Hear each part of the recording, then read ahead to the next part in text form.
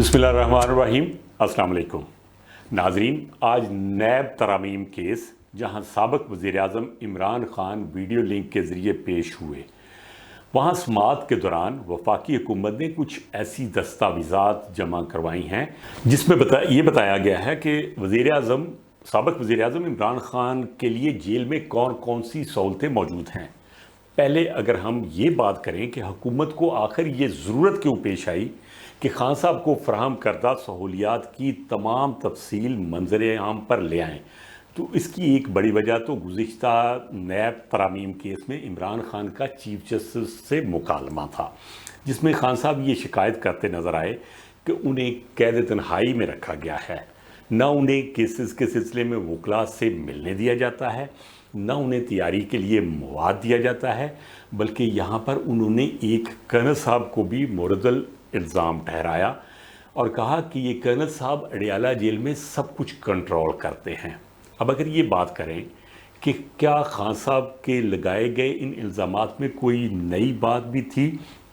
तो यकीनन इसका जवाब होगा कि नहीं। अब अगर ये बात करें कि क्या खान साहब के लगाए गए इन इल्ज़ामात में कोई नई बात है भी,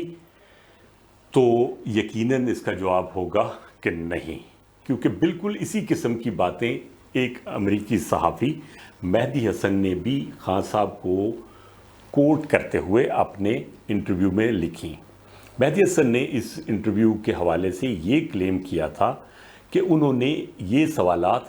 ख़त के ज़रिए इमरान खान को भेजे थे। इस इंटरव्यू के अथेंटिक होने पर एक अलग डिबेट हो सकती है,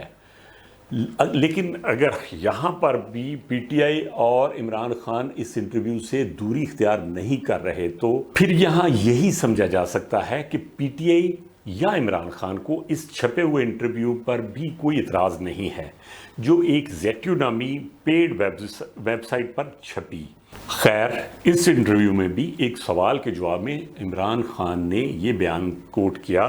कि उन्हें डेथ सेल में रखा गया है जहां वो बुनियादी इंसानी हकूक़ से महरूम हैं।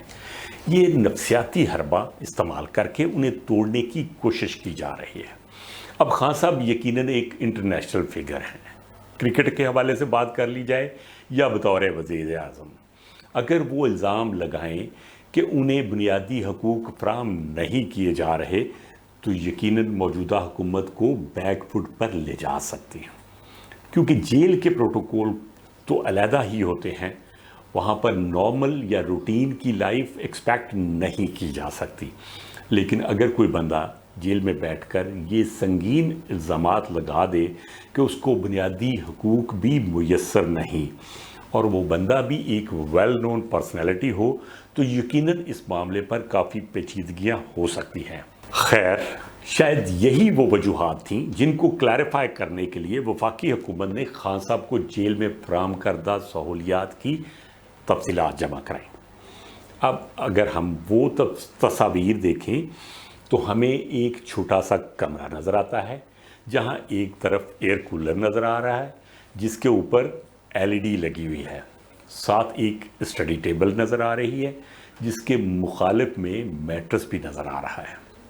फिर दीगर कुछ तस्वीर में दिखाया गया है कि उनके पास किताबों का भी एक रैक है जहां मुख्तलिफ़ किस्म की किताबें पड़ी हैं, नेल्सन मंडेला की किताब और कुछ दीगर तारीख़ की किताबें नज़र आ रही हैं। कुछ तस्वीर उनमें उनकी एक्सरसाइज मशीन, एक फ़िटनेस बैंड भी नज़र आ रहा है।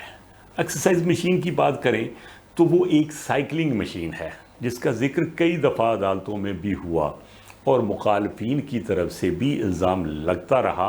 कि खान साहब को जेल में भी घर वाली सहूलतें दी जाती हैं। फिर ऑफिशियल सीक्रेट एक्ट अदालत के जज अबुल हसनात मोहम्मद जुल्करनैन ने इजाज़त दी कि खान साहब साइकिल रख सकते हैं। इसी तरह एक किचन कैबिनेट की तस्वीर भी नज़र आई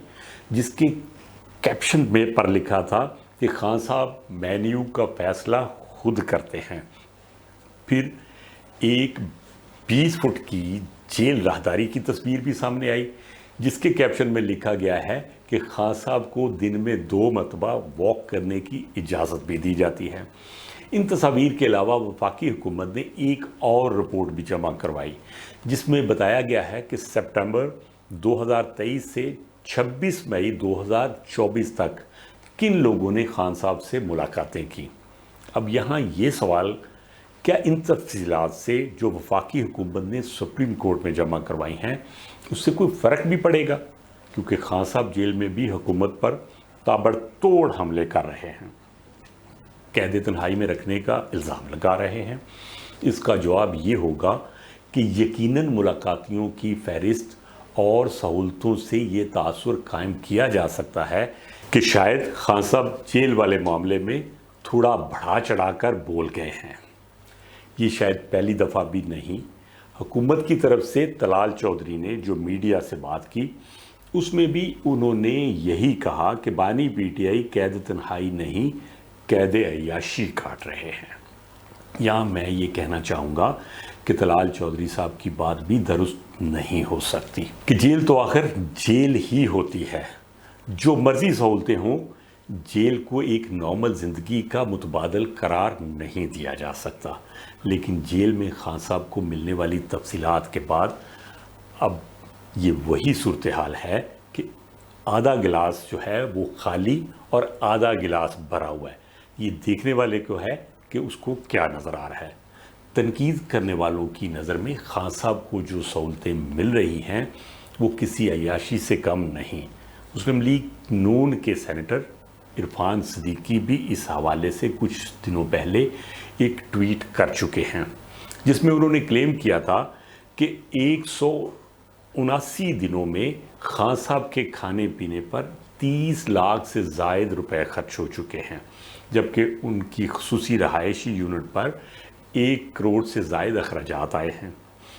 عرفان صدیقی صاحب کے ان الزامات میں کتنا وزن ہے شاید وہ خود ہی بتا سکتے ہیں، جبکہ دوسری طرف خان صاحب کے چاہنے والے یہ تصاویر دیکھ کر کہہ سکتے ہیں کہ بطور سابق وزیر اعظم عمران خان کو جو سہولتیں ملنی چاہیے وہ نہیں دی جا رہی۔ ان تفصیلات کے منظر عام پر آنے کے بعد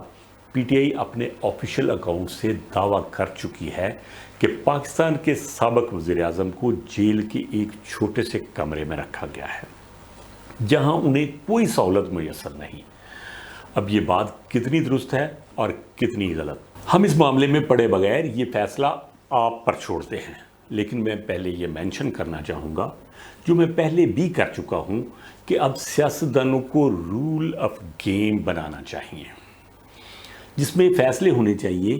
کہ کون سے ایریاز ہیں جن کی لائن کوئی بھی کراس نہیں کرے گا۔ جیل میں ملنے والی سہولتوں کے معاملے کی ہی بات کر لیں تو 2019 میں عمران خان جب دورہ امریکہ میں گئے ہوئے تھے تو وہاں پاکستانی کمیونٹی سے خطاب کرتے ہوئے انہوں نے نواز شریف سے جیل میں اے سی اور ٹیلی ویژن کی سہولیات واپس لینے کا اعلان کیا تھا۔ آج وہی سابق وزیر اعظم بنیادی حقوق سے محرومی کی شکایت کرتے نظر آ رہے ہیں، تو یقیناً باقی سیاستدانوں کے لیے بھی ایک سبق ہے کہ کہیں وہ مکافات عمل کا شکار نہ ہو جائیں۔ دوسری طرف اگر عمران خان کے کوئی سیریس کنسرنز ہیں تو حکومت کو اس پر فوری توجہ دینی چاہیے، لیکن اگر بطور معاشرے کی بات کریں تو جس طرح جیل میں مقیم کسی سیاستدان کو میسر کردہ سہولتوں کی تفصیلات سے بھی نیشنل ڈیبیٹ کا حصہ بن رہی ہیں، جیسے آج خان صاحب کی جیل میں فراہم کردہ تفصیلات B B C Urdu, independent Urdu سے لے کر تمام نیشنل میڈیا کی لیڈ پر ہیں، تو اس سے تو ایک لیڈر کی پاپولیرٹی معلوم ہوتی ہے، جہاں دوسری طرف یہ اس بات کو بھی انڈیکیٹ کر رہی ہے کہ ملک میں سیاسی طور پر ہم کتنے پولرائزیشن کا شکار ہیں۔ ایک نان ایشو نے ملک کے تمام ایشوز کو پس پردہ ڈال کر اپنی توجہ کھینچ لی ہے، جس پر ہر کوئی اپنی آرا دے گا۔ اس وقت معاشی معاملات میں حکومت اور عوام دونوں کے لیے کافی مسائل ہیں جن کو ہماری نیشنل ڈیبیٹ کا حصہ بننا چاہیے، جس کے لیے ضروری ہے کہ حکومت جس پر زیادہ ذمہ داری بنتی ہے کہ سیاسی تناؤ کو کم کرنے میں اپنا کردار ادا کرے، ورنہ نقصان صرف حکومت کا نہیں ہوگا بلکہ یہ ملک کا نقصان ہوگا۔